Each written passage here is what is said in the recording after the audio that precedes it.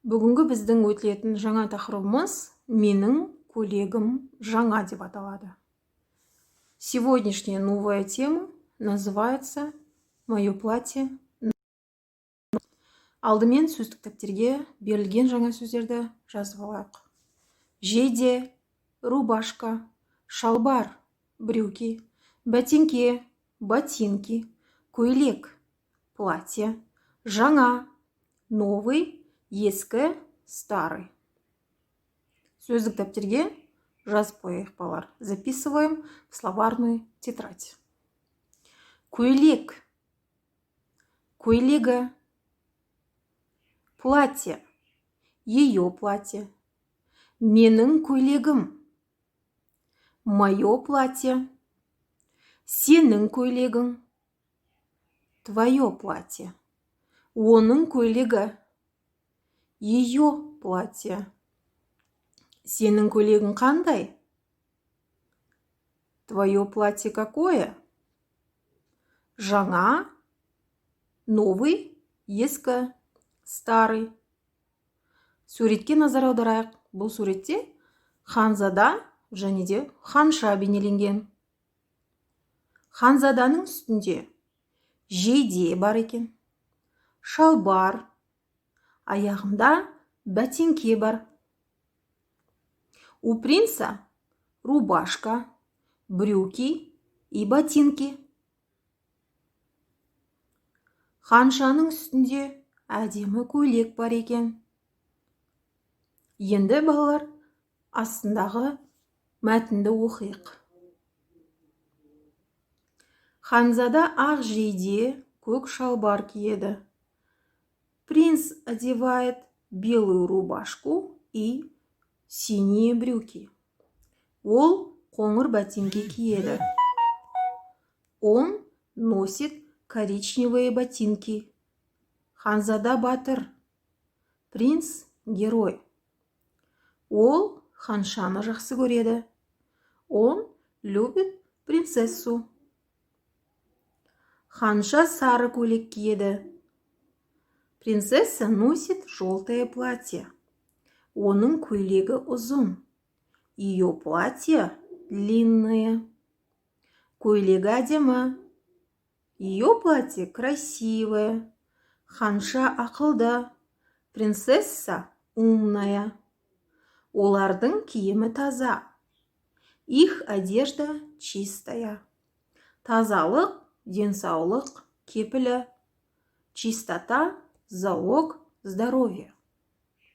Балалар, мәтінді аудиожазбамен жазып, маған жіберіңдер. Бірінші тапсырмаға қараймыз. Сұраққа жауап бер. Ханзада не киеді? Ханзаданың жейдесі қандай? Ханзаданың шалбары қандай? Ханзаданың ботинкесі қандай? Ханша не киеді? Ханшаның көйлегі қандай? Олардың киімі қандай? Балалар, бұл сұраққа жауап беру үшін мәтінді мұқият оқыңдар. Ребята, первое задание. Ответь на вопросы. Первый вопрос. Что носит принц? Или что одевает принц? Второй вопрос. Рубашка принца какой? Третий вопрос. Какие брюки у принца? Какие ботинки у принца? Пятый вопрос. Что носит принцесса? У принцессы какое платье? Седьмой вопрос. Какая их одежда? Ребята, чтобы ответить на эти вопросы,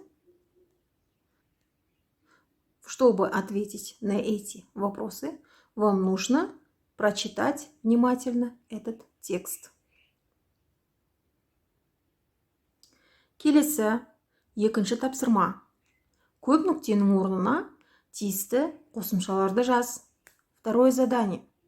Вместо точек вставьте нужные буквы и запишите в тетрадь.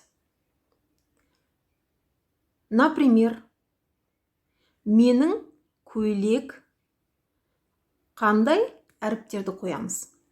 Әрине, менің көйлегі сенің көйлегі оның көйлегі Балалар, бұл тапсырманы қалай орындау керектігін мен бағыт парағында көрсеттім. Ребята, я показала в маршрутном листе о том, как нужно выполнить это задание. Дәптерге орындаймыз. Выполняем в тетрадях. Келесі, үшінші тапсырма. Ескі жаңа сөздерін пайдаланып, диалог құрыңдар. Составьте диалог, используя слова новое и старое. Бірінші. Көйлек қандай? Көйлек қандай? Ескі ма, әлде жаңа ма? Көйлек жаңа. Келесі. Жейде қандай? Жейде жаңа. Шалбар қандай? Шалбар ескі. Өйткені шалбар жамалған, жыртылған. Сондықтан да ол ескі болады. Бәтеңке қандай? Бәтеңке ескі. Өйткені бәтеңкенің табаны ашылған екен. Келесі, төртінші тапсырма. Суреттердің орнына қажетті сөздерді қойып, толықтырып оқы. Ребята, в четвертом задании нужно вместо картинок ставить слово и прочитать. Например, менің көйлегім әдемі. Сенің көйлегің әдемі. Оның көйлегі әдемі. Балалар, мен бірінші бөлігін оқыдым. Енді қалған үш бөлікті оқып, аудиожазбамен жіберіңдер. Ребята, я показала вам, как нужно выполнить это задание. То есть вместо этих картинок вы должны будете ставить слово и прочитать, и отправить мне голосовым сообщением. Келесі, бесінші тапсырма. Не артық ойыны? Суреттерге қарап, ненің артық екенін айтыңдар. Посмотрите на эти картинки и скажите, что здесь лишнее. На первой картинке игрушки. На второй картинке учебные принадлежности. На третьей картинке одежда. На четвертой картинке строительные материалы, да? Ребята, вам нужно сказать, что там лишний предмет. То есть вы должны найти лишний предмет. Тоже отправляйте мне голосовым сообщением. Балалар, бүгінгі сабақ түсінікті болды ма? Түсініксіз болса, жекеге шығып, сұрақтарыңды қоюларыңа болады. Балалар, бүгін осымен біздің сабағымыз аяқталды. Сау болыңдар. Ребята, если будут вопросы, если вы что-то не поняли, можете мне задать вопрос в личку. Я обязательно отвечу. Ребята, урок окончен. До свидания.